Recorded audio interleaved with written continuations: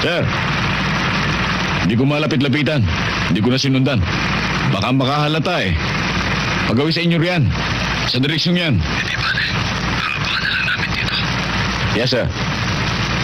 Kumusta mga kaibigan? Sa video na ito, tatalakayin natin ang buhay at karera ng isang tanyag na kontrabida sa pelikulang Pilipino, si Vic Varillon. Kilala sa kanyang mga makapangyarihang pagganap bilang kalaban ng mga bida tulad nina Fernando Poe Jr. at Joseph Estrada, si Vic Varillon, tara, samahan ninyo akong balikan ang kanyang mga nagawa at kontribusyon sa pelikulang Pilipino dito sa Pinoy Wisdom.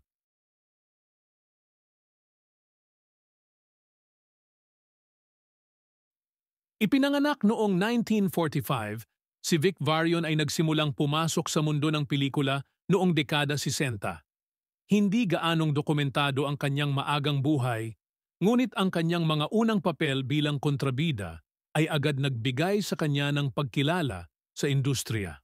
Ang kanyang matikas na itsura at kakaibang karisma ang nagdala sa kanya upang maging isa sa mga pinaka-pinapanood na kontrabida ng kanyang panahon.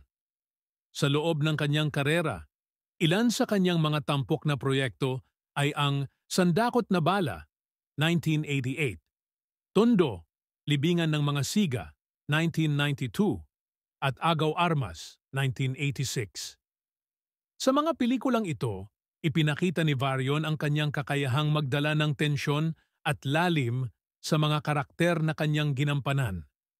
Isa pa sa kanyang kilalang proyekto ay ang Probinsyano, na lalo pang nagpatibay sa kanyang reputasyon bilang isang epektibong kontrabida.